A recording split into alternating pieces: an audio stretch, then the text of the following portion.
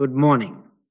Now, I know how difficult it is to carry spiritual consciousness through a day that still has yesterday's voices in it. Your family thinks you've grown strange. Your friends are polite one minute and quietly dismissive the next.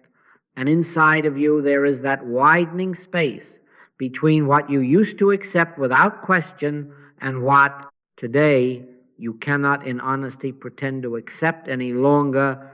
I went through that.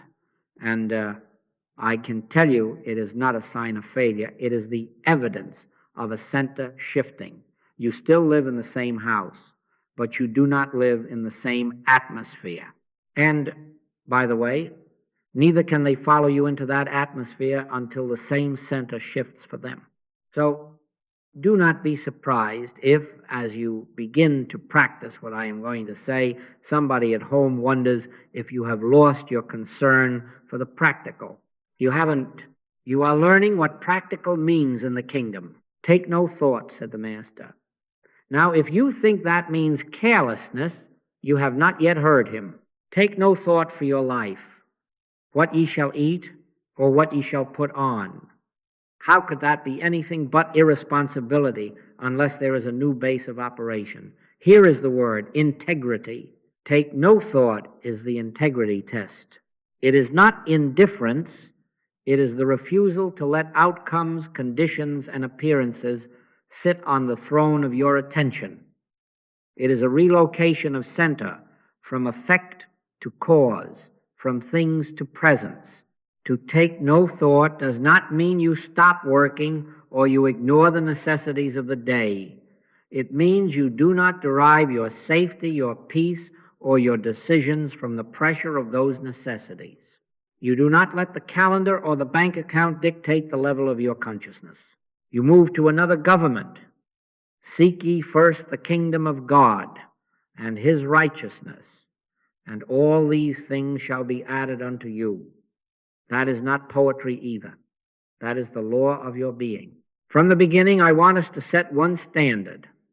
And it will seem hard because it cuts across our bargaining habit.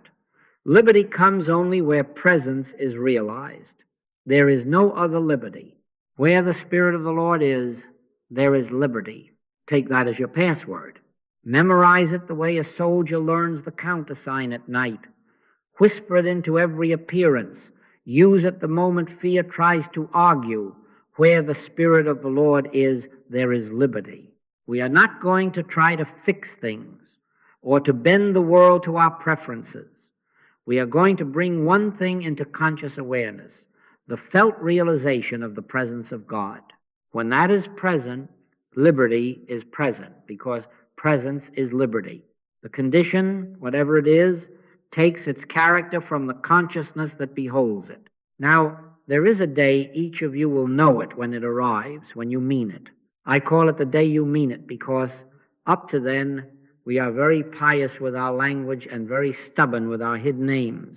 We say, I seek God, and immediately add a quiet, unspoken clause, so that the rent is paid, so that my child is safe, so that the doctor's report comes back clean. We bring God in as leverage, and as long as that is the tone, do you see, we have not yet taken the test. But there comes a morning, perhaps in the middle of a small crisis, when you hear yourself say, Father, I am not trying to get well. I am not trying to be supplied. I am not trying to change anything. I seek only thy presence. And you do not say it bravely to impress yourself. You say it because you cannot any longer waste integrity on side deals.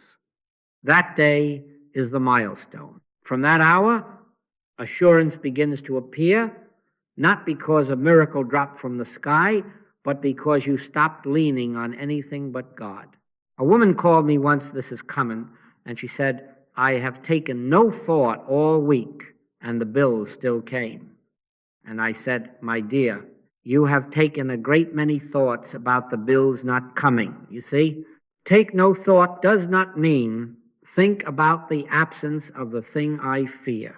It means do not let the thing, its presence or its absence, govern your inner climate. Let your concern be that you feel the surging of the Spirit within you. For my peace I give unto you, not as the world giveth, give I unto you. And I must be frank. When you say, I'm not trying to get well, you will have to mean it. You will have to be willing that, sick or well, rich or poor, you rest in God alone. That is the end of bargaining. That is the day you mean it. Now, you may ask, and rightly, what changes the moment I truly stop trying to make anything happen? First, the center of gravity of your being moves. You are no longer dragged by the rope of appearances. You stand where the rope cannot reach. The mind that was pacing, calculating, pleading, prophesying evil becomes still, and be still, and know that I am God, ceases to be averse and becomes your atmosphere. There is a subtle, real shift from scratching at effects to abiding in cause. Second, the tone of fear breaks. How? The authority of the appearance is quietly removed. You stop arguing with it and you stop feeding it. You say within yourself, where the Spirit of the Lord is, there is liberty. And you mean it as a recognition. Spirit is here, therefore liberty is here, whether my eyes report it or not. Third, you find you are not as hurried, not as easily insulted by delays or reversals, because outcomes have lost their power to tell you who you are. This is not passivity, it is dominion. And fourth, and this will reveal itself over days and weeks, the outer scene begins to reconfigure as the shadow of your new consciousness. Not louder results, but quieter being. Friends who needed your participation in old fears will drift or be healed. Work will seem less like survival and more like service. The body, under less surveillance by your anxiety, responds with a kind of quiet orderliness. You still live, but not in the same atmosphere. They cannot follow you in there, not until they too take the test. Do not expect fanfare. Expect instead that inner sureness that does not argue. Expect the simplicity of a prayer that is not asking but acknowledging, Father, thou art here. Expect a willingness to be misunderstood by those who think you are being reckless. You are not reckless. You are obedient to a higher rule. Take no thought is not a suggestion. It is instruction for those who would live by spirit. Man shall not live by bread alone, but by every word that proceedeth out of the mouth of God. And the word for us today is set this standard and keep it. Liberty is not in tomorrow's improvement. Liberty is in realized presence now. So, begin here. At least for this hour, refuse to make side agreements with life. Refuse to use God as a means. If a problem presents itself, do not try to do anything to it. Stop, be still, and say, as your password, as your acknowledgement, where the Spirit of the Lord is, there is liberty. Sit in that until the inner arguing subsides. Until, if only for a moment, you feel that gentle surging within. That is enough for a beginning. The rest of our time together will unfold the stages of how this integrity matures, but the foundation is laid now. Take no thought, mean it, and walk in the assurance that the instant you rest in presence, life begins quietly and faithfully to take the shape of that rest. Now let us be very honest, and I mean very honest with ourselves, because this is the place where most of the stumbling occurs. We say, I seek God, and we sing hymns, and we read our scriptures, and we can quote, seek ye first the kingdom of God. And yet watch closely when the body twinges, or the bill comes due, or the child does not call. Something in us goes running, not to God, but to a remedy, to a plan, to a person. In other words, the lips say presence, but the heart says fix it. That is not a criticism, that is a diagnosis.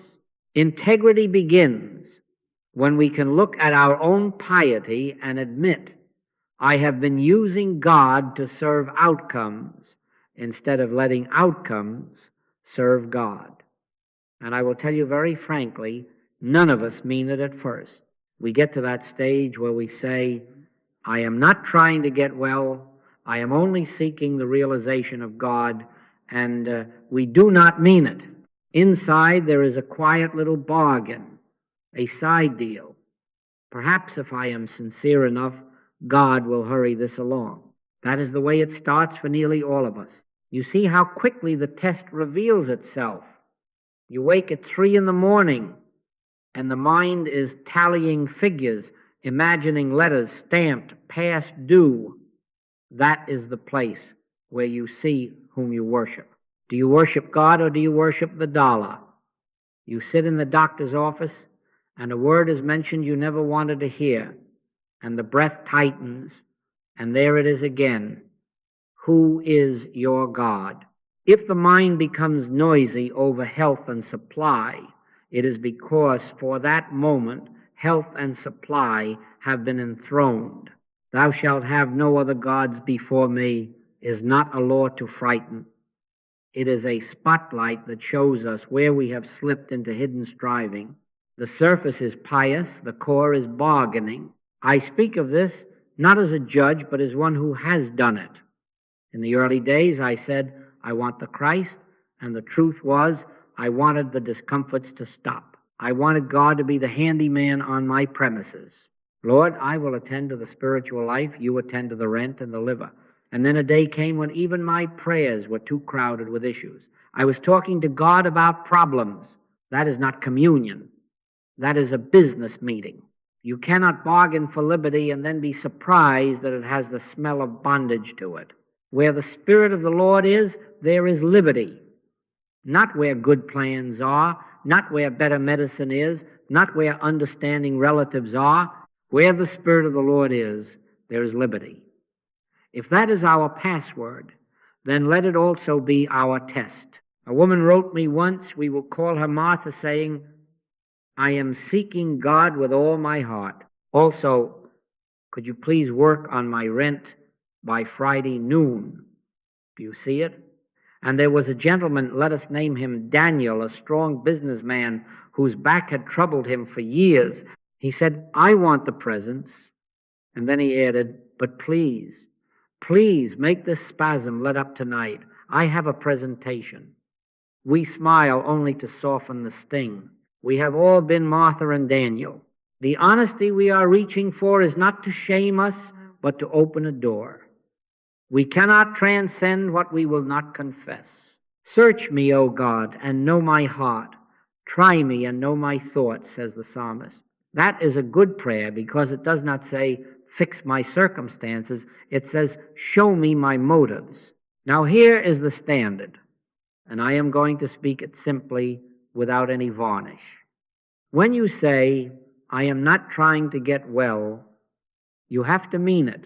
When you say, I am not trying to increase my supply, you have to mean it. Do not let your concern be for health. Do not let your concern be for supply. Let your concern be that you feel that surging of the Spirit within you. My peace I give unto you, not as the world giveth, give I unto you. If you insist on the kind the world giveth security measured in bank books, peace measured in diagnosis, you may get a little of it, but it will not be liberty. It will be interval. The Master's peace is not an improvement of human conditions. It is the presence recognized, and because presence is liberty, liberty appears wherever presence is realized. We are not going to try to do anything to the symptom or to the bill or to the relative. All we are going to do is bring the realization of God's presence. When we attain that, liberty will be found there.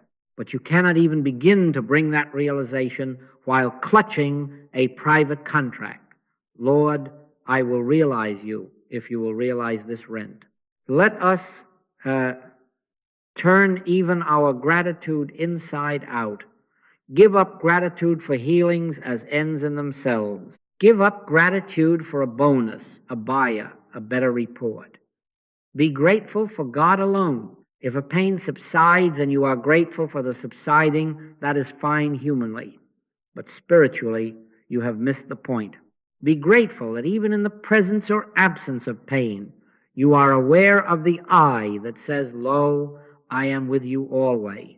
That gratitude is clean. It does not smuggle in an outcome. If supply appears after practice, do not be grateful for the dollars.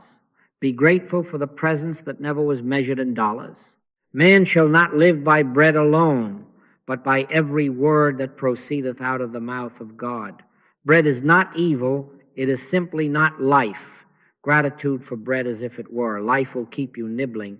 Gratitude for the word is freedom, because where the Spirit of the Lord is, there is liberty. You can be in it, but not of it. You can be in a body that has sensations, in a world that sends invoices, and not be of it, not be subject to it as a power. But while you are bargaining, you are of it.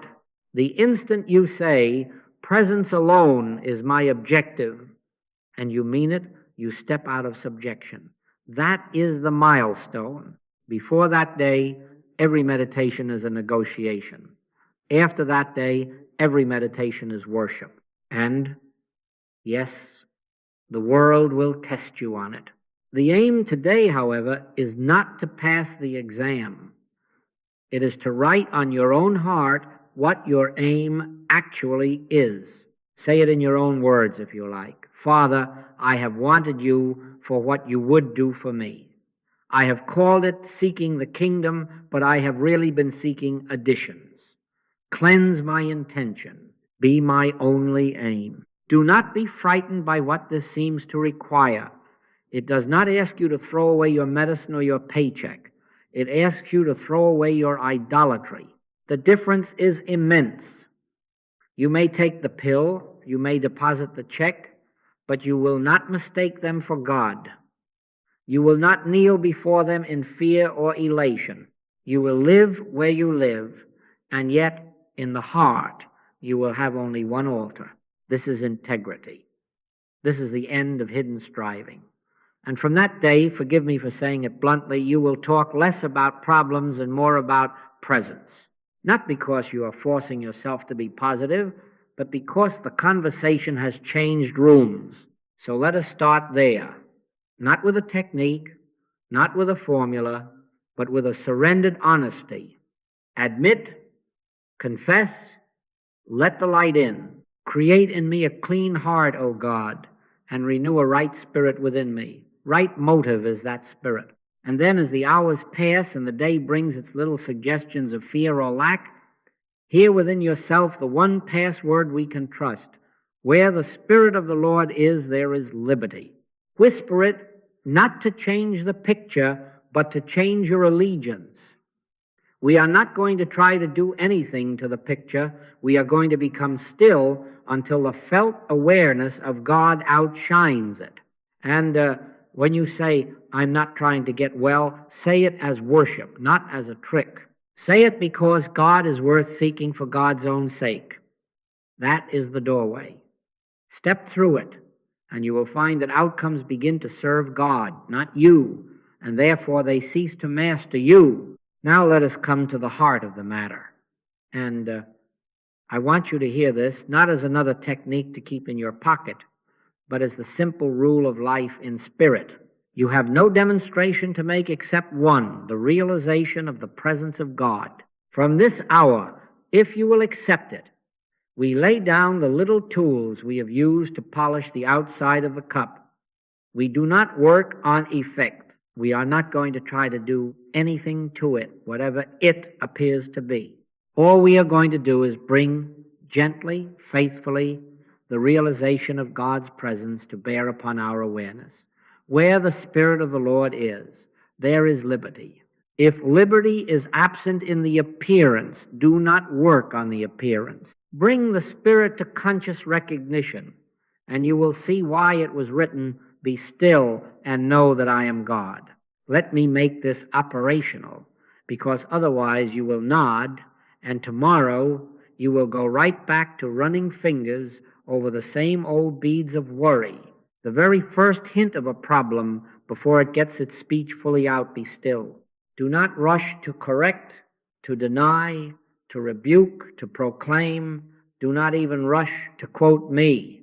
Sit, even if it is for 30 seconds in the back of a taxi, even if it is at the sink with your hands in the water. Turn within and say, not to change anything, but to acknowledge what is already truth. Where the Spirit of the Lord is, there is liberty. Then wait until the words turn from sound to substance, until the inner agitation drops a degree or two, until, if only for a breath, you feel that gentle surging of something, not you, and yet more you than you have ever known. That is assurance, not mental optimism, not the brave smile. Assurance is the felt inflow of presence that renders the outward thing non-authoritative. How will you know it? Because the mind that was bargaining grows quiet. Because the fear that was shouting is suddenly without a microphone. Because in that moment you are unable to take orders from the appearance. It does not mean that the fever vanishes on the instant or that the account fills in the next minute, although that often happens in due time. It means the authority of those reports is removed. You have changed governments. My peace I give unto you, not as the world giveth, give I unto you. That peace is the sign, the seal, that you have touched the only demonstration. Why does this resolve anything? Because effects are shadows. Shadows have no law to sustain them independent of the object and the light. You do not run around painting the shadow to make it look like the tree. You turn to the tree and the sun. In consciousness, God is the light. Your awareness is the field. Conditions are the shadows on that field. If you fiddle with shadows, if you argue with the diagnosis, the balance sheet, the headlines, you will discover that no matter how hard you rub, the next angle of light throws a new silhouette on the ground. But bring the presence of God to conscious realization, and the very root from which the shadow takes its form is adjusted. All of this is brought about not by any other change than a change of consciousness. Do not mistake this for passivity. There is nothing passive about refusing to give power to appearances. It is dominion of the highest order. The master stood in a storm and did not organize a bucket brigade. He said, peace, be still, because his government was not out there in the waves, but in the realized presence that by its nature is peace. And when faced with authority boasting its power over him, he said, thou couldst have no power at all against me, except it were given thee from above. That is not stubbornness. That is spiritual fact recognized. In our small ways, the same principle holds. You do not need to talk to storms. You need to be still until you feel the reality of that presence. By that realization, the storm has no role to play. I remember an evening, I can share these little things because they show you how practical this is, when a quarrel started in a home where I was a guest. Voices rising, the air thick with accusation, and every particle of my old habit wanted to enter with counsel, with soothing, with now. And yet the instruction within was very clear. Do not try to do anything to it. Excuse yourself, go into the next room, sit, acknowledge, Father, thou art here. Where the Spirit of the Lord is, there is liberty. I sat there not long until the inner current became unmistakable. When I returned, no speech was necessary. The thing had deflated, not because I had administered wisdom, but because presence had re-entered the scene, and where the Spirit of the Lord is, there is liberty. On another day, it may be the bank's letter. On another day, it may be a pulse that frightens you. The practice is the same. Withdraw your consent from appearances. Do not consult the 5 cents report for truth value, and bring God to mind and heart until God becomes atmosphere. You say, but suppose the condition persists. Then persist in the one demonstration. Do not change methods midstream. Do not say, I have abided in presence for 3 days. Now I will try a little metaphysical rebuke to hurry it along. No. If after your period of quiet you still feel no surging, be honest about that. Do not pretend. Sit again later. 3 times a day is not too much. And make sure your concern is not whether the condition moves an inch. Let your concern be only this, that you feel the surging of the Spirit within you. Sick or well, rich or poor, we are not bartering. We are practicing truth for the sake of truth. Our gratitude is for God alone, not for the forms God's presence may assume. Identity anchors the whole matter. You are not a mind chipping away at a granite world. You are consciousness through which the infinite lives itself. In Him we live and move and have our being. When you remember that, even faintly, the body and the bank and the headlines recede to their rightful place as instruments to be used, scenes to be walked through, not powers to be obeyed. The change you seek is not from sick to well, from lack to plenty. The change is from a self that lives by appearances to a self that abides in presence. When that shift takes hold, conditions, like faithful shadows, rearrange themselves to match the new angle of light. So begin to use your password as you would use a key to the house. Not to persuade God to enter, but to remind yourself you already dwell there. Whisper it at the first tick of fear. Where the Spirit of the Lord is, there is liberty. Whisper it without strain. Then be still. Wait until you feel the inner nod. And if someone says, what are you doing about it? You can answer with a smile that does not argue, I am attending to cause. For we do not work on effects. We abide in presence. And liberty appears because presence is liberty. From that day, life will quietly reconfigure as the shadow of your changed consciousness, not with clamor, but with the steady evidence that the Lord is my shepherd. I shall not want. And if you are willing to be misunderstood for a season while you live by this, you will find that the only explanation you finally need is the atmosphere you carry. Thank you. Now, if we are to be honest practitioners and not merely sentimental hearers, we must name the culprit that seems to keep the mind pacing the floor after we have said our prayers. Behind the health panics, behind the money fears, behind the shrillness of headlines, there is one engine turning the belt of anxiety. Mass hypnotism, a collective mesmerism that parades as fact because so many voices repeat it. I do not mean a villain in a black cape. I mean the sum of accepted suggestions, cultural, medical, economic, familial, that slip past the guard while we are drowsy and take seats in the theater of the mind as if they had paid for a box. It is flu season. After 40, the body declines. If the market drops, you drop with it. If you do not secure this now, you will be left out. Do you hear how ordinary they sound? That is why they are effective, and that is why you must learn to recognize them as impersonal, hypnotic suggestions, not truth.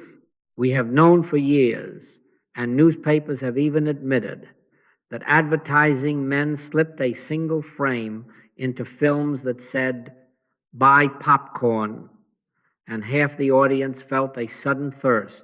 We have read of propaganda bureaus in wartime that crafted messages designed to make peaceful people feel threatened and angry within a fortnight.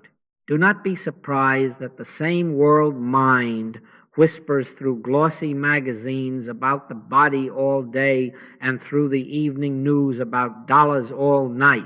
Do not be surprised that after enough headlines your heart starts keeping the tick of an index. This is not you. This is a trance of suggestion trying to claim your consent. Freedom begins not by arguing with those appearances, not by writing counter-editorials or fighting symptoms, but by quietly stripping them of authority through realized presence. Let us make a simple rule for ourselves. Any statement that implies your life hangs by a material thread is hypnotism. Any voice that enthrones the body as master or the dollar as God is hypnotism. Any insistence that you are under the weather, under the calendar, under the verdict of a report is hypnotism. You will say, but the thermometer reads 99, or the bank balance reads 2 digits, or the analysis says unstable. I am not denying the reading. I am denying its authority to define you. There is a vast difference. If a child chalks 2 times 2 equals 5 on the board, we do not sue the chalk. We smile because there is no law to sustain the error. Behind every discord is an error of belief with no principle to uphold it. Thou couldst have no power at all against me, except it were given thee from above. If it has not its origin in God, it has no power to bind the being whose life is hid with Christ in God. This is where identity untangles the knot. When fear rushes in with its costume of figures and phrases, ask the ancient question the Lord asked in the garden, who said that you're naked? Who said you are exposed without covering at the mercy of climate and calendar? Who announced that you are your blood pressure, your FICO score, your public reputation? This is not me. This is my body. I am invisible, life, the eye that says I before a mirror is even brought into the room. In him we live and move and have our being. The body is an instrument. The bank account is an instrument. They are palms and strings through which music may move, but they are not the musician. Do not chastise the instrument. Do not worship it. Cease from man, from the arm of flesh, from trusting what breathes through nostrils as if it were law, and return to the eye that abides before the report arrives and after it is filed away. Now someone says, but surely we must be practical. Yes, and I am being more practical than the world knows how to be. You can be in it, but not of it. You can read a headline and, if you must, make a prudent arrangement, but do not make a god of the headline. You can take a pill, see a practitioner, make a budget, but do not grant those actions spiritual authority. Participate in daily affairs, but do not bow. Remember, we are not going to try to do anything to the picture. We are going to withdraw our consent from its claim of power and bring the realization of presence to bear where the claim is shouting. If you meet the appearance with argument, you keep it alive. If you meet it with realized presence, you remove its breath. My peace I give unto you, said the Master, not as the world giveth. The world gives you a program. Spirit gives you an atmosphere.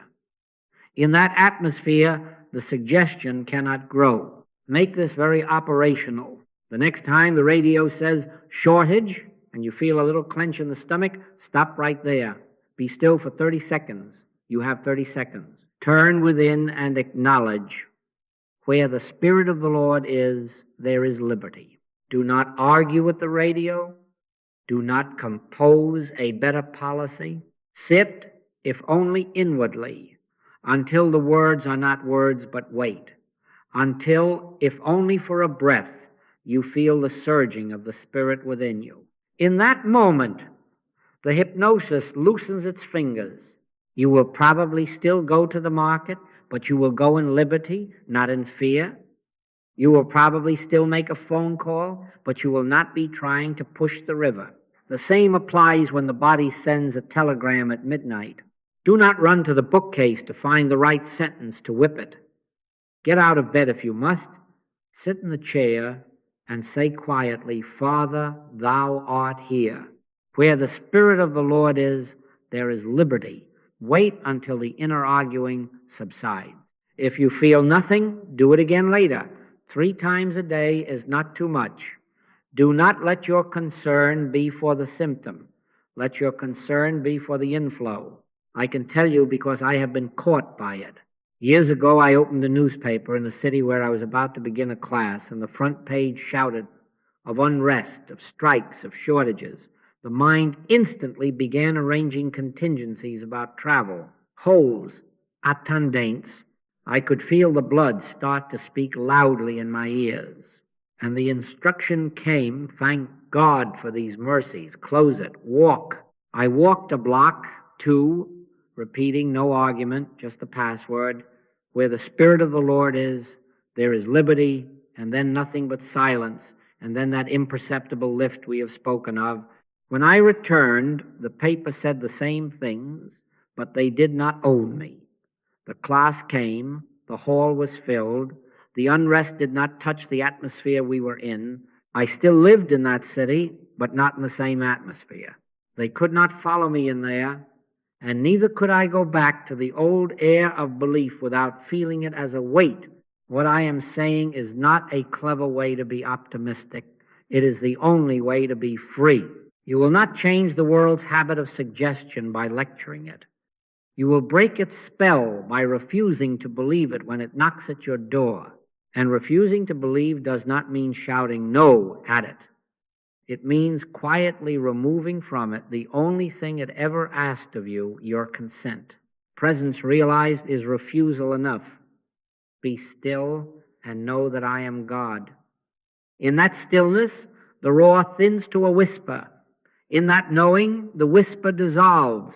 Then, whether you are reading bills or reading psalms, whether you are riding a train or lying in a sick room, you will find yourself in the world but not of it.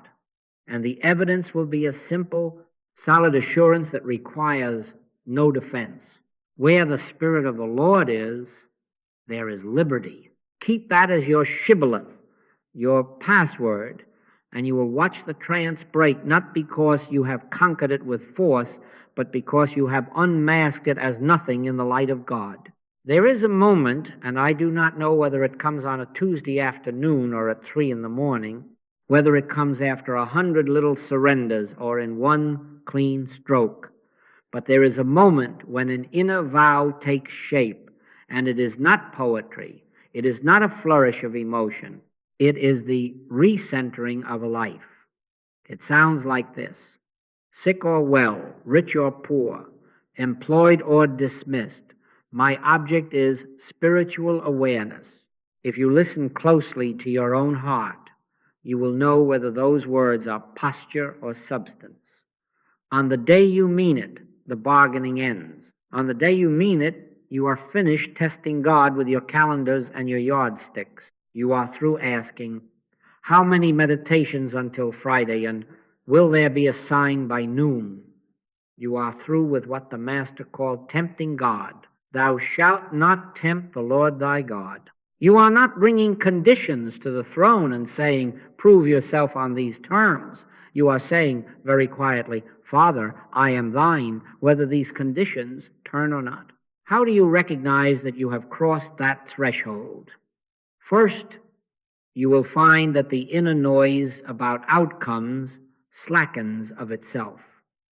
You are not trying to be noble. You simply lose the appetite to measure. The clock loses its grip. The ledger stops telling you who you are. Take no thought ceases to be a frightening command and becomes the only honest way to breathe. You will discover you can sit without composing prayers that are really purchase orders. Your attention rests in presence for its own sake. And you will notice that little habit of checking, is it better yet, is it worse? It just does not have the pull it had yesterday. This is not passivity, it is the dawning of another government. Thou wilt keep him in perfect peace, whose mind is stayed on thee, because he trusteth in thee. You are staying your mind on God, not because you hope that it will hurry something, but because there is nowhere else to live. Now, you must understand this, meaning it does not always coincide with immediate change in the scene. Often the scene stands right where it stood at breakfast. The body may still have its message. The bank may still be opinionated. The executive may still call you in at 4 and say, we are making a change. The sign of the milestone is not out there. The sign is a deep, unargued, yes, rising in you, even as the words are spoken. You hear, you register, and something in you says, though the fig tree shall not blossom, neither shall fruit be in the vines, yet I will rejoice in the Lord. I will joy in the God of my salvation. That yet is holy. It is not bravado. It is not the jaw set against fear. It is the soul's recognition that God is not on trial in your affairs. It is the end of the side deal. I will go with thee if thou wilt go with me to the bank. Let me place a picture before you. A man sat across from me, a reliable provider, and he said, they are restructuring.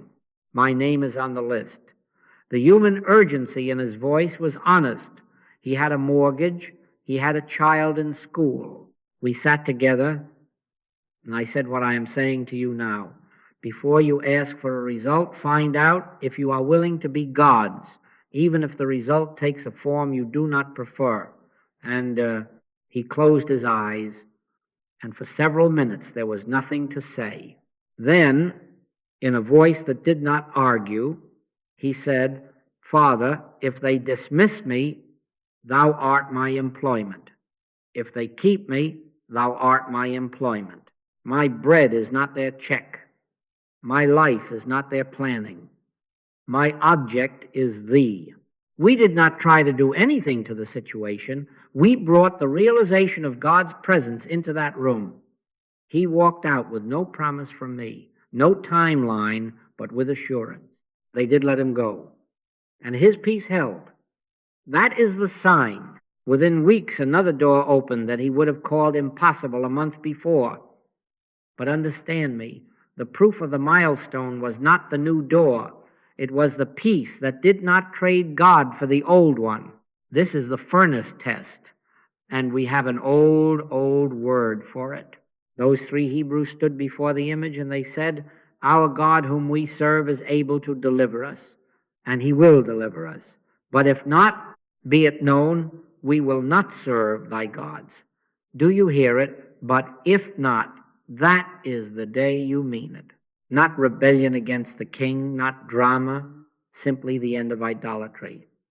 If not, God is still God, and I am still his.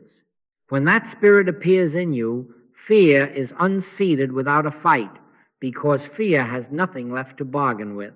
There is no clause to threaten. There is no deadline to whip you with. Your yes to God has no safety lever hidden behind it. It is yes, period.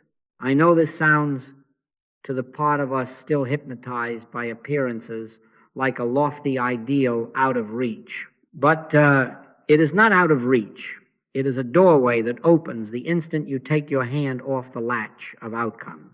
You will not do this by gritting your teeth. You will do it by loving God more than you love what you wanted God to do. Thou shalt love the Lord thy God with all thy heart. All. That little word is the whole event. All heart means there is no spare corner kept for the God of health to sit on dull days, no alcove where the God of supply burns all night, no shrine to human approval tucked in the back. All means God, God, God.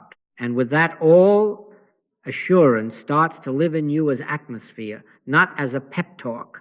You start to walk into rooms carrying something that cannot be argued with because it does not argue. My peace I give unto you. It is given, and now it abides. How will your speech sound after that day? Simpler, fewer explanations. Father, thou art here, will be your prayer more often than Father, do this. When a suggestion of trouble shows its face, you will be quicker to turn within and slower to dial the nearest assistance.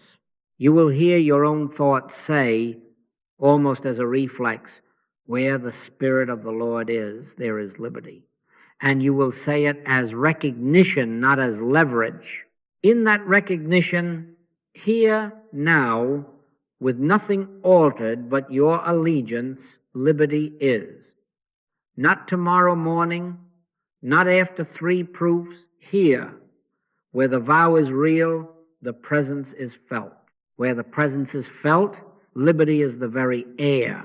Let your own words seal it now, if you can do it without self-deception. Say within yourself, sick or well, rich or poor, employed or dismissed, my object is spiritual awareness. I will not use God as a means. I will not test God with clocks and columns. I am thine. Sit there until the inner nod comes, until the little stream begins to move, until you can say with honesty, nevertheless, not my will, but thine, be done, and find that those are not hard words in your mouth. They are sweet. Then rise and go about your day. You will still send the letter. You will still keep the appointment. You will still prune the tree, but you will not mistake any of these for cause. And if anyone should say, but what are you doing to fix it? You can answer without heat, I have ended my side deals. I am attending to God. Where the Spirit of the Lord is, there is liberty. Say it as the signature under your vow. Say it without strain. Say it because it is true now, and walk on in that truth, knowing that from the hour you meant it, life has already begun to reconfigure as the shadow of a changed consciousness. Now let us look with plain eyes at what actually changes when you stop trying. When you have reached that day you mean it, and you have laid down the side deals, and you have said, Father, thy presence is my only aim, and you have meant it. The first sign is not fireworks, it is climate. The nervous drive to fix, to hurry, to improve everything by noon begins to quiet. Decisions that used to feel like a tangle become single threads. You discover that you are able to say, I do not have to settle this minute. And you can wait not as a tactic, but as a natural poise until you feel that surging of the Spirit within you. Take no thought for your life is not a command to neglect. It is liberty from that inner whip that keeps you running without arriving. When the presence becomes the reference point, hurry dissolves because there is nothing left to attain by haste. My peace I give unto you, not as the world giveth. The world's peace is a deadline met or a deal closed. The Master's peace is an atmosphere in which the next step becomes evident without pressure. Then there is the strange and wonderful loss of taste. Those amusements and anxieties that once seemed to carry voltage well, you will find their plugs no longer fit your sockets. You still live in the same city, on the same street. You may even pass the same bright windows and the same conversations, but you are not in the same atmosphere. I can say this because it happened to me. Overnight, as it were, I watched the appetite for certain entertainments, certain sips and games and gossips simply fall away without a moral campaign. All of this was brought about not by any other change than a change of consciousness. I still lived, but not in the same atmosphere.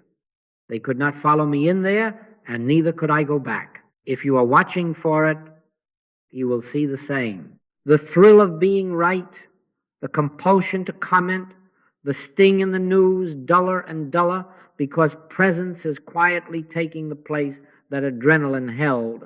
You will not become pious. You will become uninterested in what once fed you because you have discovered bread that does not grow stale. Man shall not live by bread alone, but by every word that proceedeth out of the mouth of God. Non-resistance begins to appear like a new skin. You notice less inner commentary around symptoms and bank balances.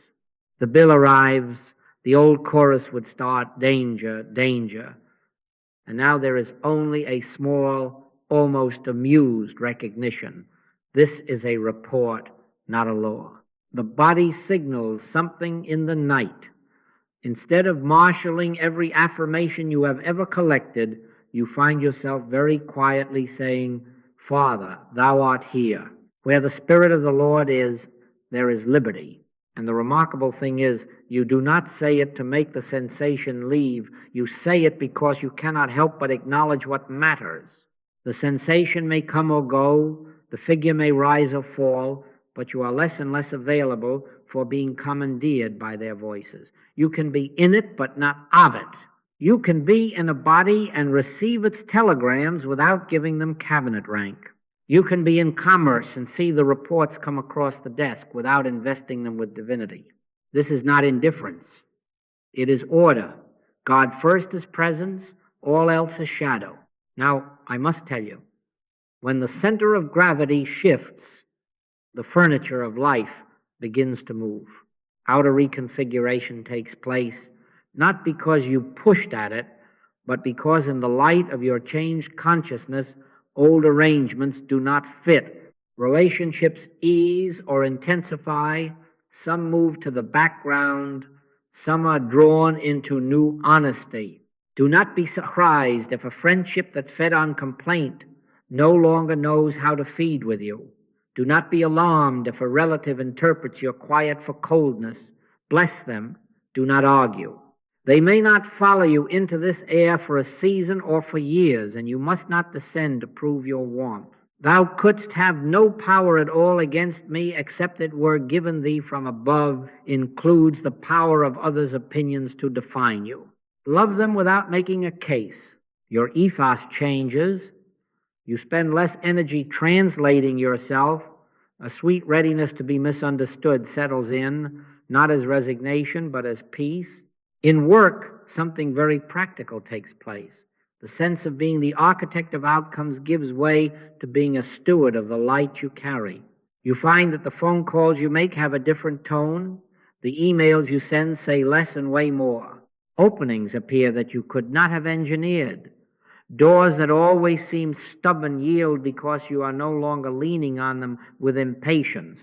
Supply begins to appear as needed, not as a pile that reassures the fearful heart, but as a rhythm that matches the assignments given you.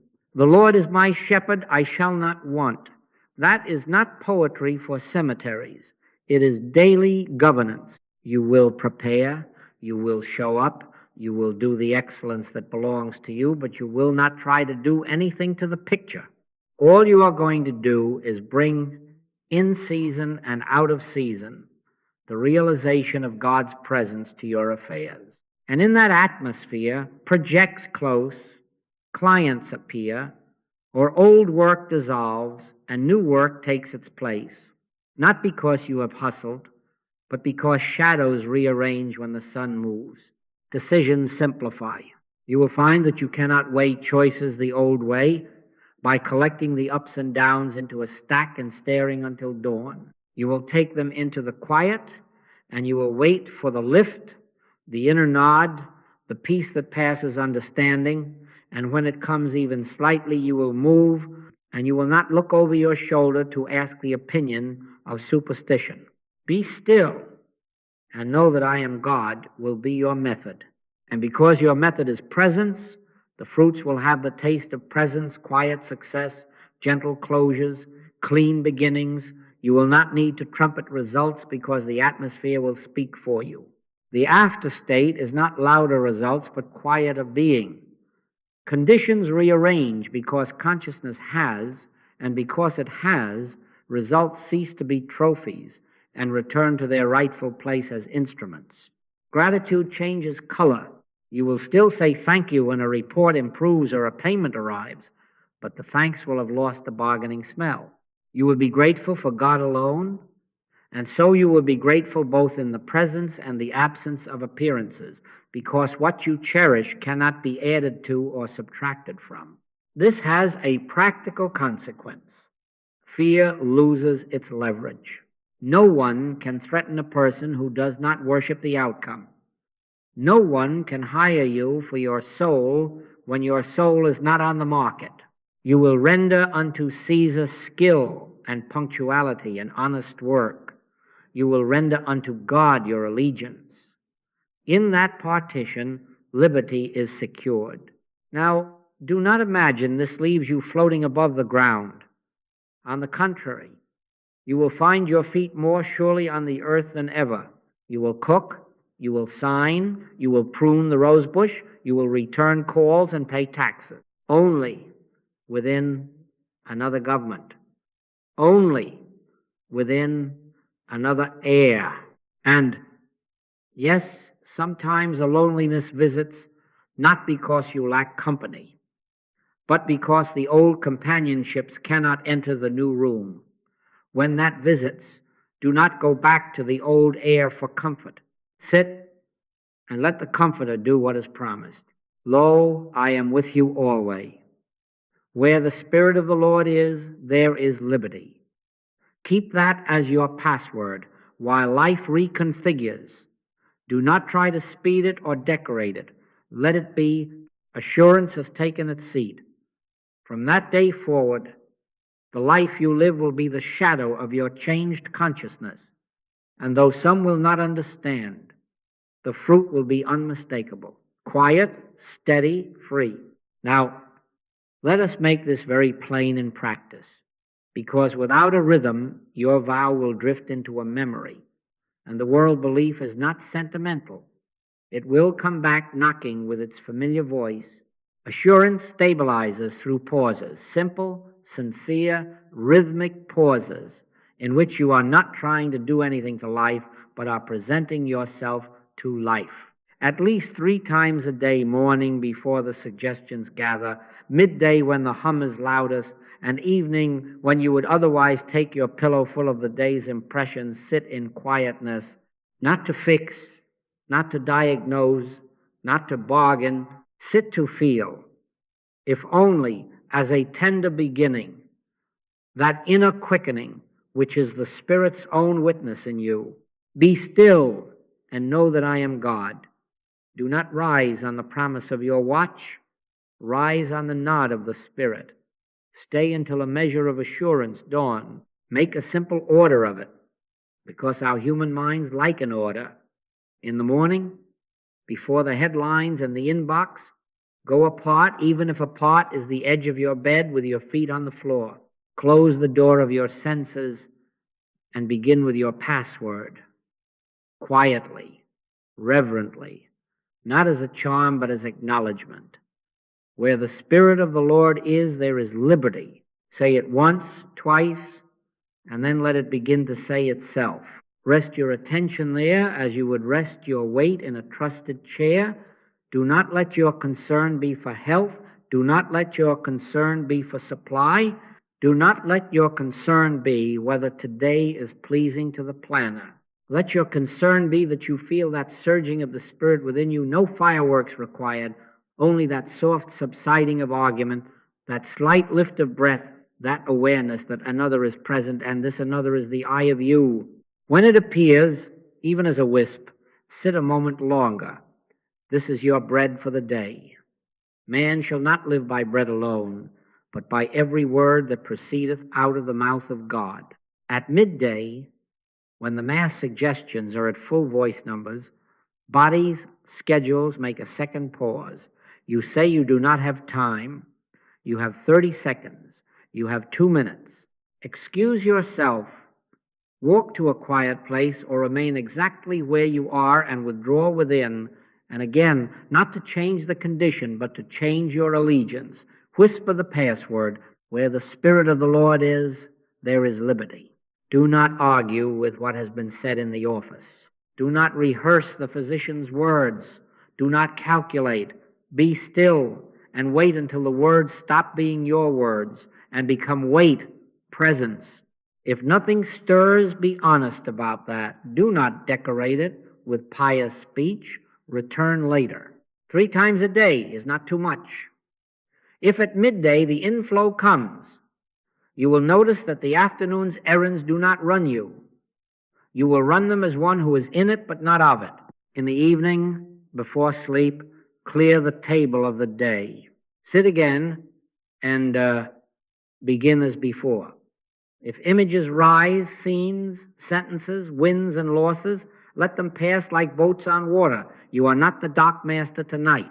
Your single office is to bring the consciousness of God to consciousness. Father, thou art here. Where the Spirit of the Lord is, there is liberty. Wait until the inner surface stills, until the current that is not self-effort carries you a foot or 2. That is all.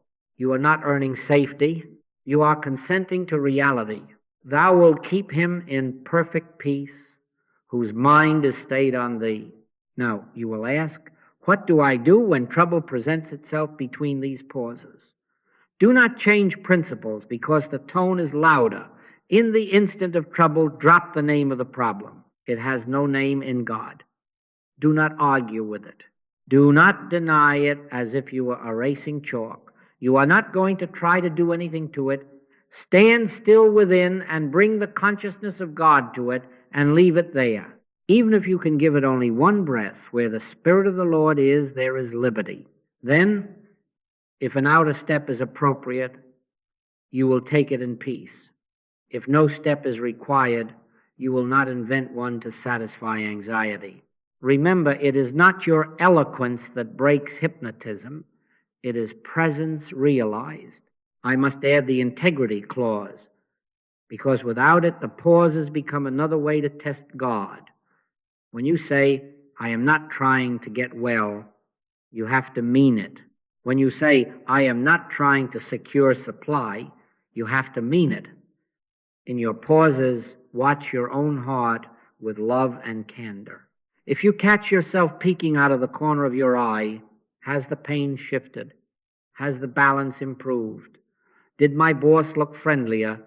Do not scold. Simply return to the vow. Say within, sick or well, rich or poor, my object is spiritual awareness.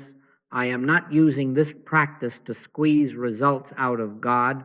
I am yielding to God.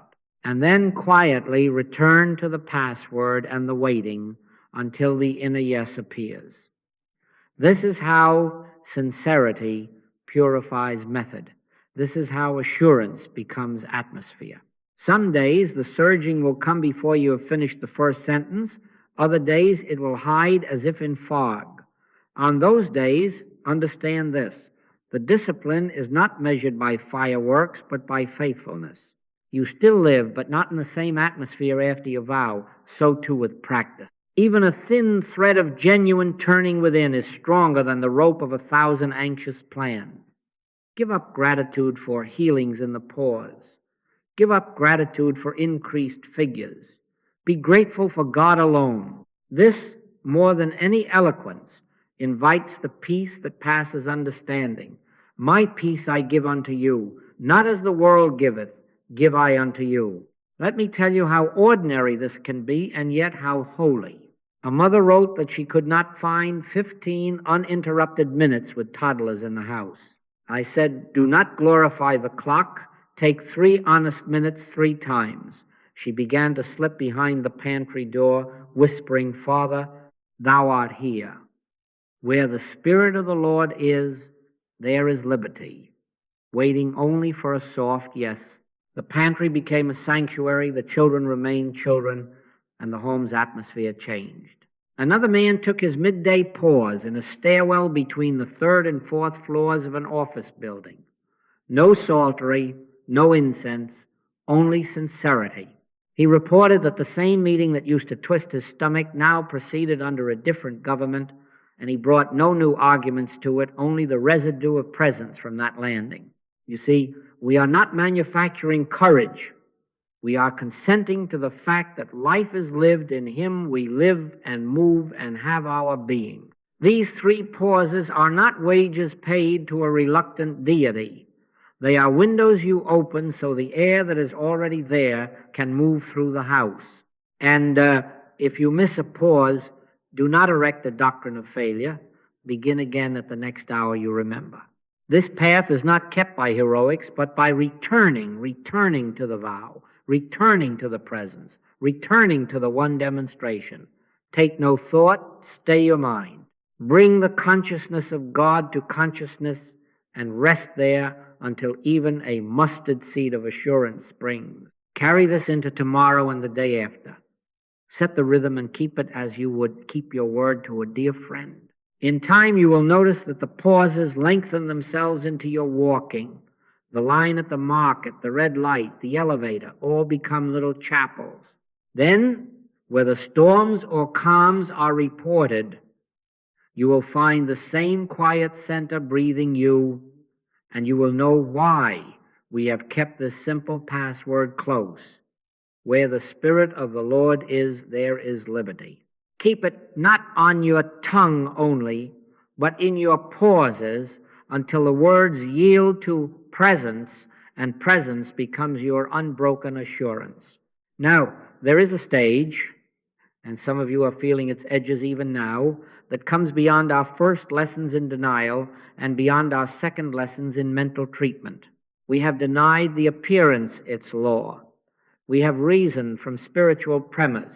We have seen some fruit. But now the demand changes. This is the third degree. And in the third degree, you are asked to let something die. Not your body, not your work, not your family. You are asked to let die the love of material peace, so that my peace can take its throne. My peace I give unto you, the Master said. Not as the world giveth, give I unto you. He did not confuse the two. Neither may we. If you try to carry both world peace that depends on reports and God's peace that depends on nothing, you will be torn. You will be bargaining in two currencies.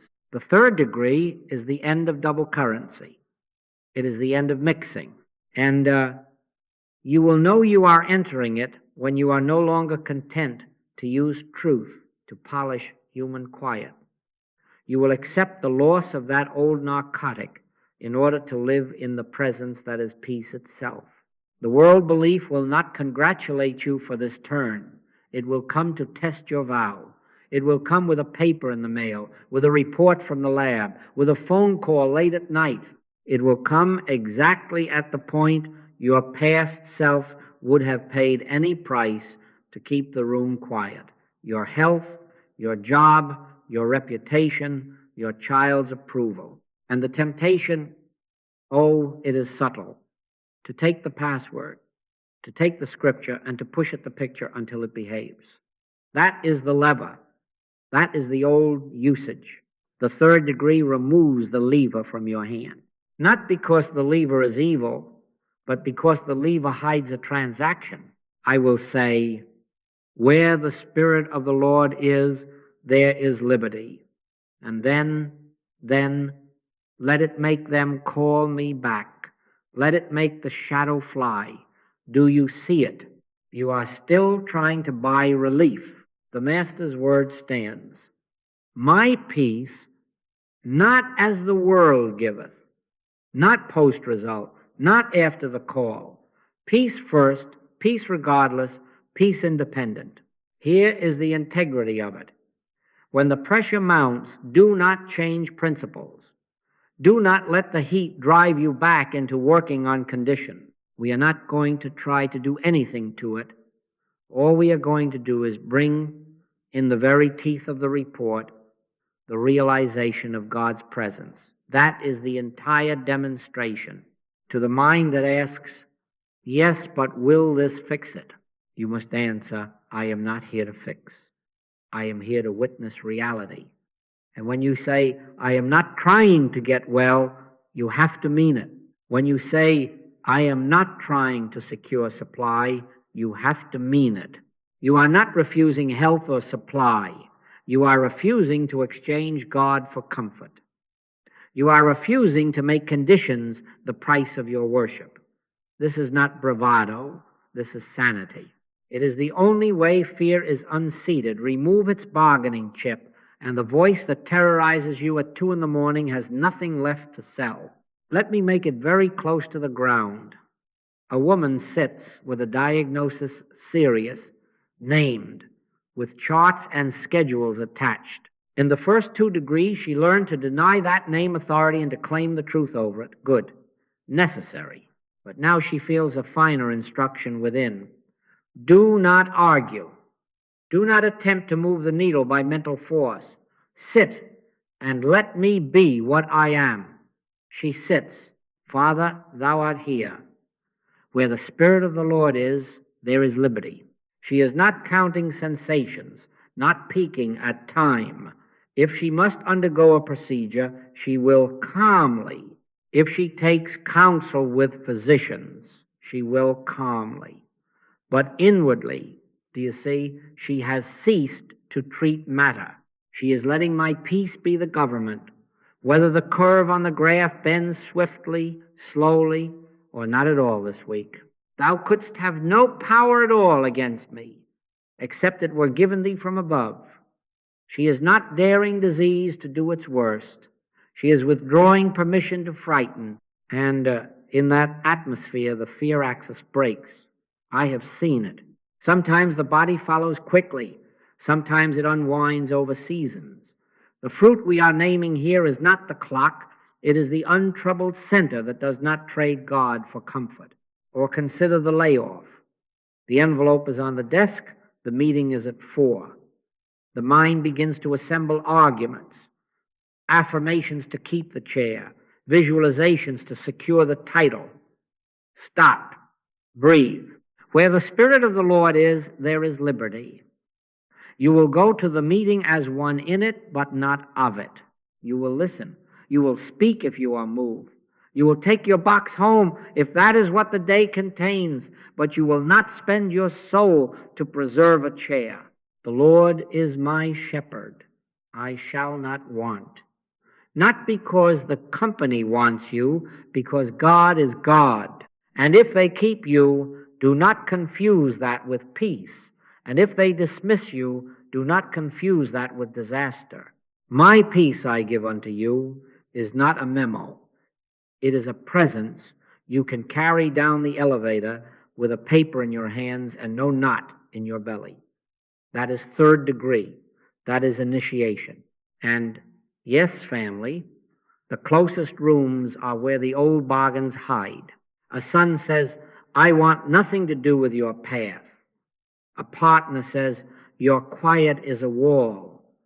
You feel the tug to use truth to soften their will, to say, Father, change them so we can have peace. Beloved, let material peace die its small death here. Not your affection, not your availability, those are holy, but the need to have them mirror you so that you can breathe. Stand inside the same vow. I will not exchange God for comfort. Hold them, not in mental arms that squeeze them into your picture, but in the awareness, Father, thou art the life of this one. Thou art the law unto this household. Where the Spirit of the Lord is, there is liberty. Do not preach, do not plead, be. And in that being, pressure thin as spider silk snaps, and often in ways no strategy could have arranged. Hearts remember themselves, but even if the outer tide is slow, the inner center holds. You can sit at the same table without the old ache behind your eyes. Let not your heart be troubled, neither let it be afraid. You see what is being asked.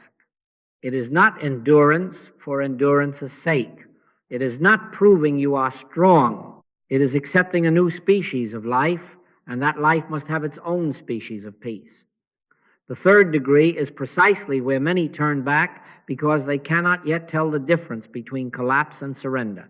Collapse is despair. It says nothing matters. Surrender is worship. It says only God matters. Collapse is numb. Surrender is vivid, tender, alert. In surrender, you will still answer the phone, take the treatment, write the letter, prune the roses. Only within you have ceased trading with appearances. You have consented to be governed. Be of good cheer. I have overcome the world, not you overcoming. The I that is the life of you, already the overcomer. Your part is consent. And the fruit?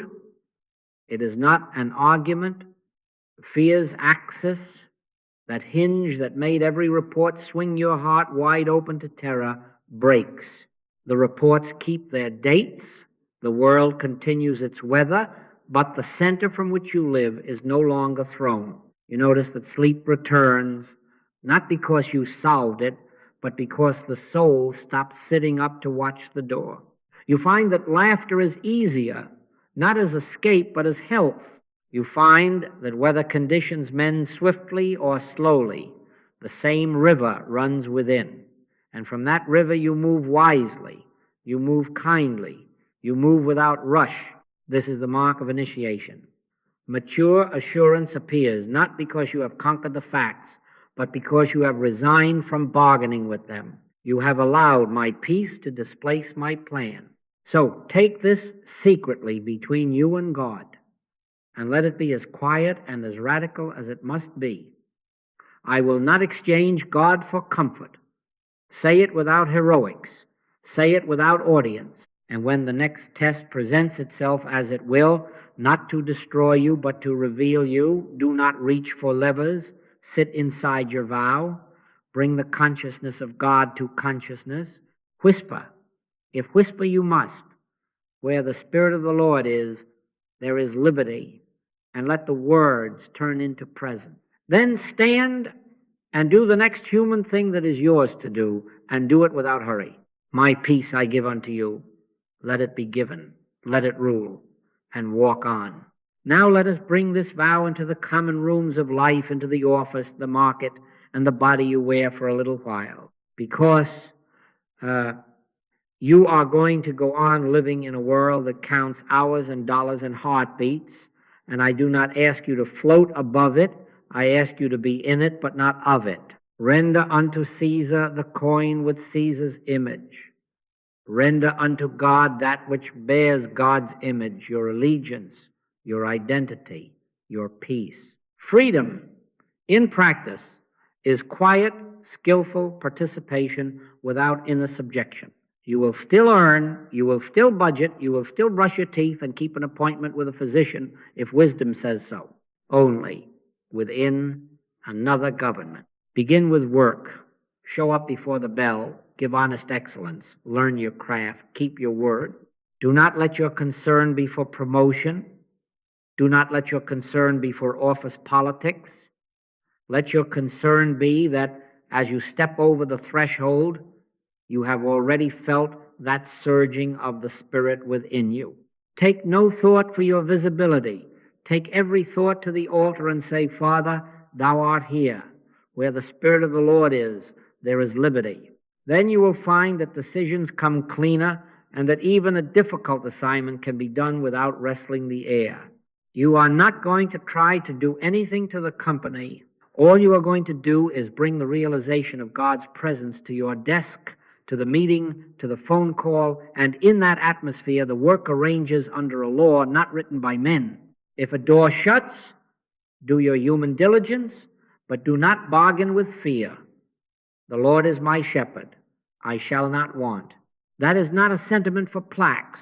It is the recognition that your employer is God, whether the check arrives through this channel or another. Now, money. Keep your accounts with clarity. Make a budget if that is your wisdom. Live within means. Do not call confusion spiritual freedom. But do not bow to a figure. Numbers have status only by your consent. They are reports, not laws. When you sit with your ledger and you feel that old tightening begin, that is the cue. Withdraw within, even for 10 seconds, and acknowledge the one presence. Where the Spirit of the Lord is, there is liberty. You are not trying to inflate the balance by incantation. You are stripping hypnotism of its crown. Supply is shadow. Opportunities and provision are the shadows cast when consciousness rests in God. You will find without your scheming that what is needed appears as needed. A client writes from a city you had not considered. An old skill takes on new life. An entirely different line of work opens because your insistence on one form has ceased. You will prepare, yes, you will knock if it is yours to knock, but you will not convert the day into a campaign of anxiety. Seek ye first the kingdom of God and his righteousness, and all these things shall be added unto you. Added, do you hear it? Not chased. Added, as a shadow appears when the sun is up. Now the body. This is where the hypnosis of the race is most practiced. Who said you are naked? Came the voice in the garden. Who told you that you are a disease?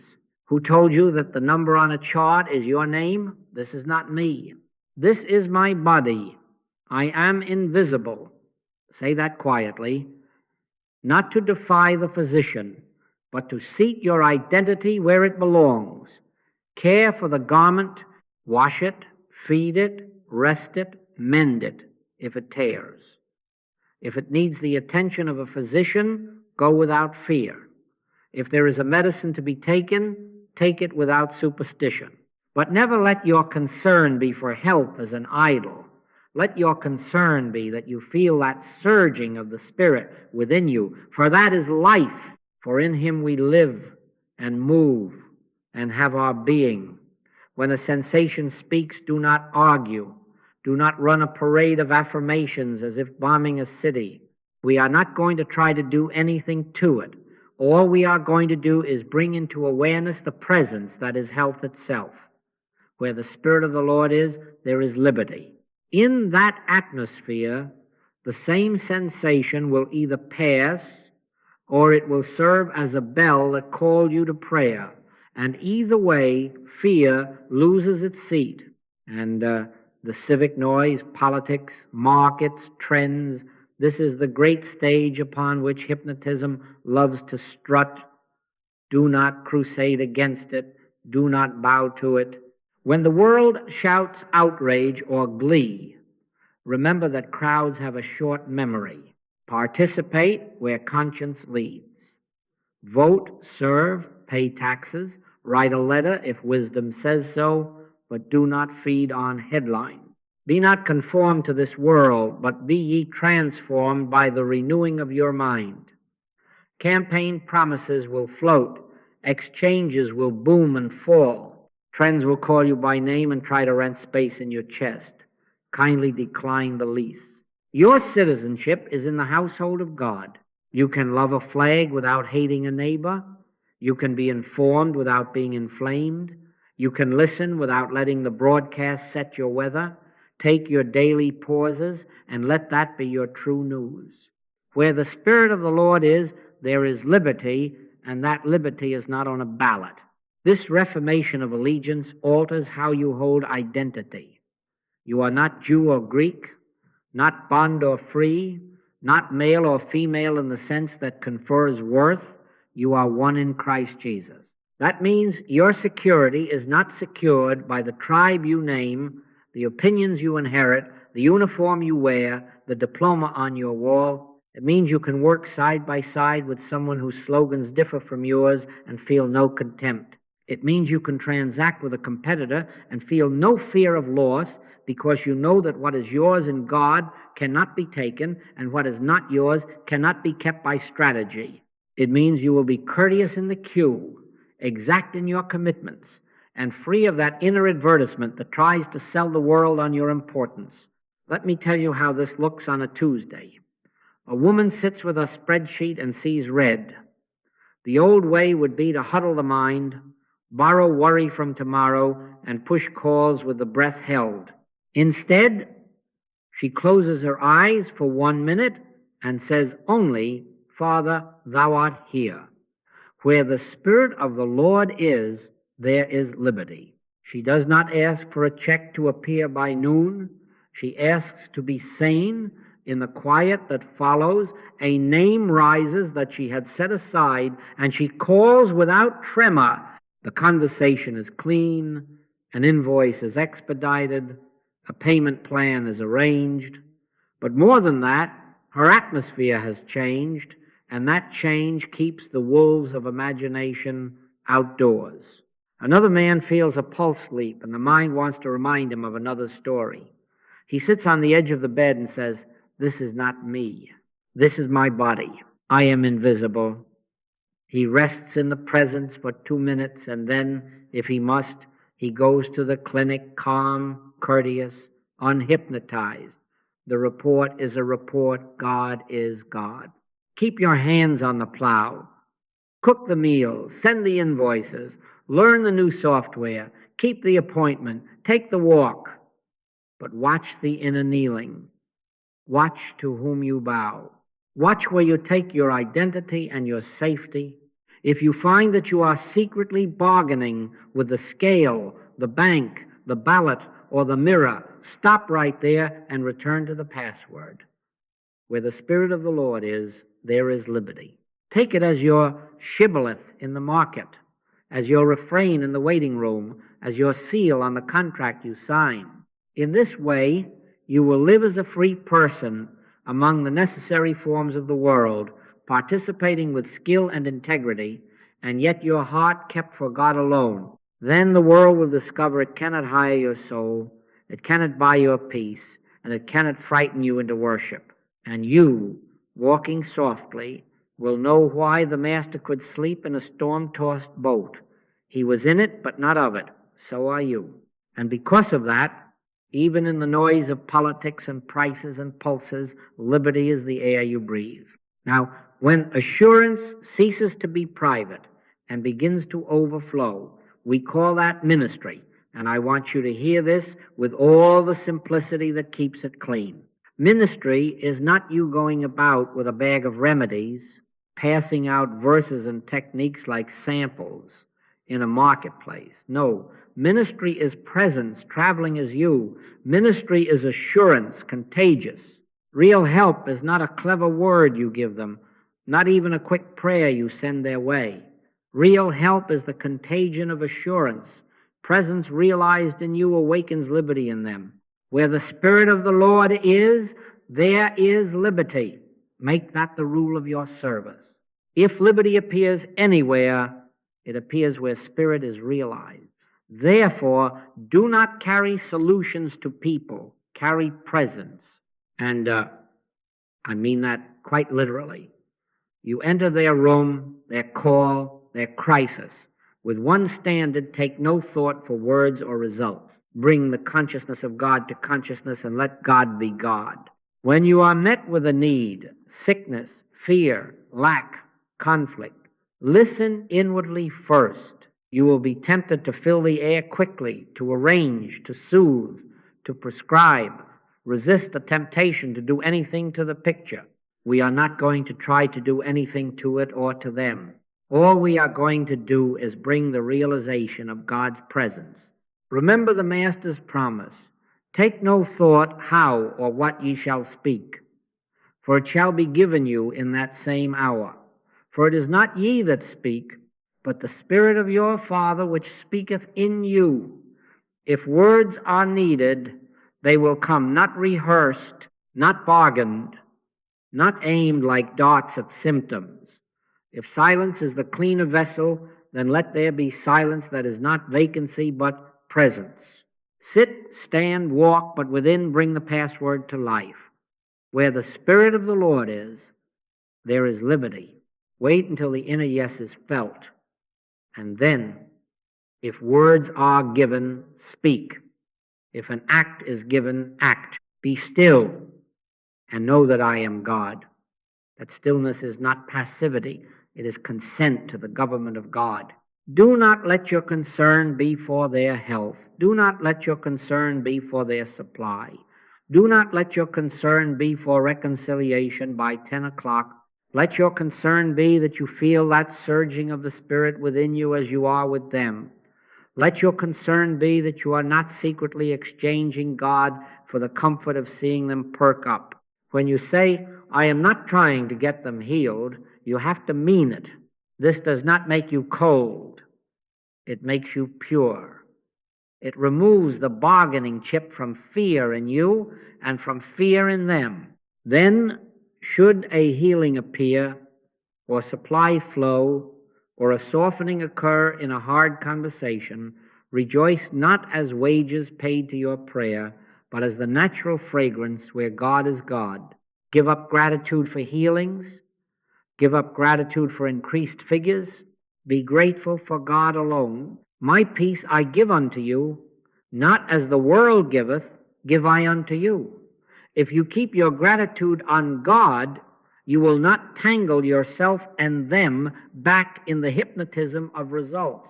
Let me show you how this looks on the ground, because otherwise we are likely to turn even this into a system. A neighbor knocks, tears at the rim of her eyes. The child is ill. The old urge rises. Tell her what to do. Say this, deny that, affirm that. Stop. Invite her to sit, and you within. Go to the altar. Father, thou art here. Where the Spirit of the Lord is, there is liberty. You are not staring at the child with mental fingers. You are not staring at the fever with mental ice. You are bringing the flame of presence to be itself. If a word is given, perhaps it is only, "We are not alone." Perhaps you read quietly, "Fear thou not, for I am with thee." Perhaps you say nothing and simply rest until the inner current carries you a foot or two. Then you move as you are led. Call a doctor if you must. Place a cool cloth. Their path and yours can include human steps, but the tone is changed. Panic spell is broken in that room. And even if the fever needs hours to unwind, do you see, liberty is already ended because the government changed. Both of you are less afraid. Both of you are more inwardly quiet. That is a sign of real help. Or a man phones voice tight as rope. The accounts are behind, the notice came. If you launch into prosperity formulas, you will, more often than not, feed the very anxiety you hope to soothe. Instead, say, "Be still one moment with me." And you both stop. You do not try to make figures behave. You let God be God. Where the Spirit of the Lord is, there is liberty. You feel for that slight lift, that surging that is not adrenaline, and you wait until it appears. From there, you may be led to take up a pencil and list what is to be done, or you may be led to say nothing at all, but call me after you have taken 10 minutes of quiet. Invite them to the password and the pause. Teach them not as a technique to get money, but as a doorway into the only demonstration presence realized.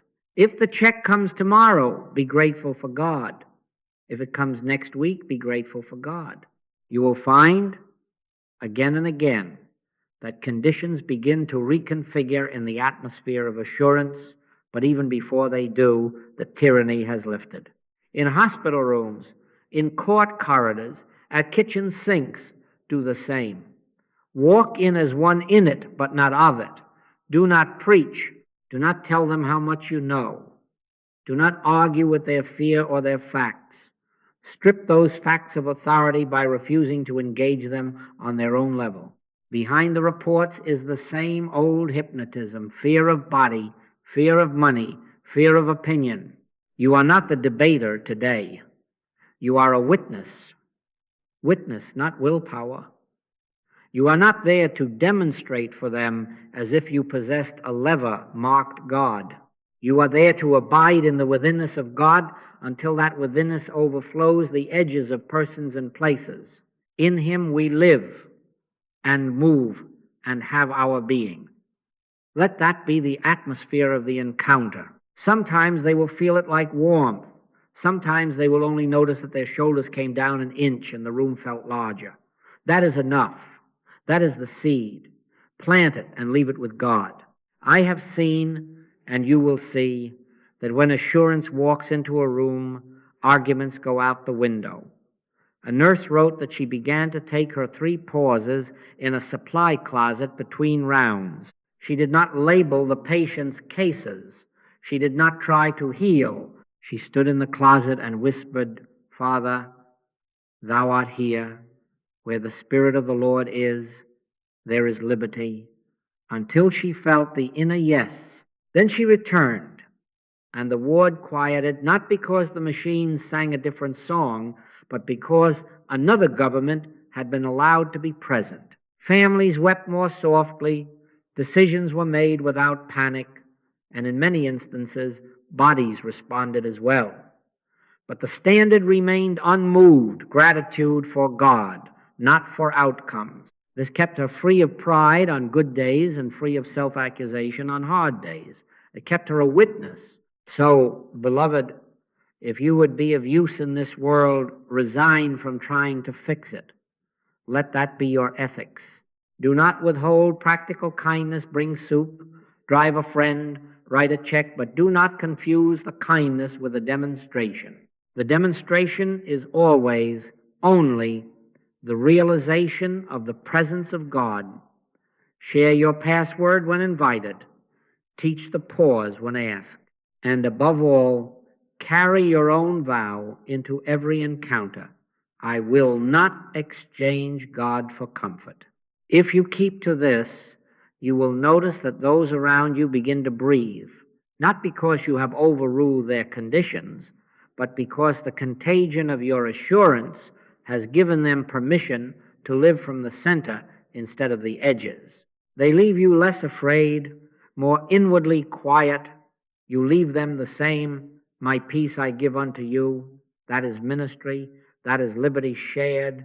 And wherever that peace is allowed its throne, we will hear again and again our little password prove itself a law. Where the Spirit of the Lord is, there is liberty. Now we seal it, not with noise, not with heroics, but with that interior nod that says, today, without reservation, sick or well, rich or poor, I choose the realization of God's presence as my only aim. This is the day you mean it. This is the day the bargaining ends. The Master said, take no thought for your life. And before we are through with this, you will know that is not cold counsel. It is love's last instruction to a mind that has worn itself out with planning. Seek ye first the kingdom of God, and everything that belongs to a life sustained by God will appear as a shadow, follows your footsteps when the sun is up. You must hear what you are saying now. You are not saying, I hope God will fix my chapter. You are saying, Father, thou art my chapter. Thou art my life. Thou art my law. And you are taking as your password, as your shibboleth for the street and the kitchen and the bed at 2 a.m. Where the Spirit of the Lord is, there is liberty. So let the vow be simple enough that you cannot wiggle out of it later. Say it this way, I will not exchange God for comfort. I will not trade the presence for a result. Sick or well, rich or poor, praised or blamed, I am determined that the object of my life is spiritual awareness. When you say, I am not trying to get well, you have to mean it. When you say, I am not trying to secure supply, you have to mean it. And when mind whispers, well, yes, but let that be the bell that sends you home to your center. We are not going to try to do anything to the picture. All we are going to do is bring in conscious awareness the realization of God's presence. That is the one demonstration. That is the end of the workshop of levers. That is the end of the side deal. Now, because love is practical, seal the vow with a rhythm, at least 3 times a day. At hours you can keep as faithfully as any appointment. Sit in quietness until you feel that surging of the Spirit within you. Morning before you pick up the world, noon before you swallow its weather, evening before you give it permission to follow you to sleep. Do not let your concern be for health. Do not let your concern be for supply. Let your concern be that you touch, that you feel, that you rest in the presence that is health, that is supply. And then at the first notice of fear, when the throat tightens, when the email lands, when the memory surges, do not explain, do not negotiate. Withdraw for 10 seconds and let the password speak itself into silence. Where the Spirit of the Lord is, there is liberty. Not used as a charm, not hurled like a stone, but received as a recognition. Consent at that moment to my peace I give unto you, not as the world giveth, give I unto you. Accept it right there, with the envelope still closed, with the symptoms still speaking, with the market still open. Then do the next human thing that is yours to do, and do it without hurry. How will you know the vow has taken root? Not by louder proofs, but by quieter being. The urgency goes down. The simplicity goes up. You will find yourself using fewer words and living in more silence. You will notice that you do not check as often. Check results, check reactions, check numbers, for you have ceased to measure your state by their temperature. Gratitude shifts. You stop being grateful that the pain faded, that the job remained, that the bill was paid. Though you may be glad of those things, and your thanks goes to God alone, to the presence itself, even on days when the world does not clap. And the mind will try to make that sound unfeeling. It is not. It is the only way feeling becomes reliable. Be still and know that I am God. The knowing is the gratitude. Outwardly, you will be very ordinary, and that is your safety in it, but not of it. You will keep the office hours, wash the dishes, return the call, pay the tax, make the apology when you are wrong, and you will do it with competence and without that advertisement that says, notice how spiritual I am. No one needs to be recruited. You are not trying to heal a world. You are letting assurance be contagious. Your child finds you steady when the plan changes. Your colleague finds you unanxious when the figures move. Your neighbor finds you courteous without being captured by the headline of the day. Render unto Caesar the coin, render unto God the heart. Let your light so shine before men, not by flash, not by debate, but by the atmosphere of a person whose weather is set within. If they ask, you will answer. If they don't, you will smile and pour the coffee. The ministry of assurance is often wordless. Now hear your commission in one sentence and carry it with you like a pocket song. Take no thought, mean it, and walk on. Where the Spirit of the Lord is, there is liberty. Take no thought. Do not convert your day into a project of control. Mean it, let the vow be the end of secret trades. Walk on, do the next human thing calmly, as one who knows, lo, I am with you always, even unto the end of the world. When something calls your name with the old urgency, answer with presence. When a report dares you to panic, answer with presence. When success tempts you to boast, answer with presence. When disappointment crouches at the door, answer with presence. Presence is the answer. Presence is the liberty. Presence is the government. And if you stumble, and you will, because habit is a persistent salesman, do not turn your stumble into a doctrine. Stand up, reset your vow, and return to your 3 pauses. Give up self-accusation as another form of bargaining. The shepherd has not moved. The Lord is my shepherd. I shall not want. Do you hear the tenses? Not shall be, not if I manage, but is, and therefore I shall not want. There is a way of walking in which you are both attentive and at rest. You listen, you are teachable, you let yesterday's light grow into today's, and you refuse to make a God out of any picture. That refusal is worship. Let this be very quiet now. Not a ceremony, not an exit line, a settling. The words have done their work. Now the Word takes his seat. Father, thou art here. We do not ask thee to come. We acknowledge thy isness. We relinquish the lever. We receive my peace. We release tomorrow's contract and yesterday's bruise. We take the day in God. And in this stillness, assurance replaces effort. Gratitude requires no reason, and life begins to reconfigure as the shadow of a changed consciousness.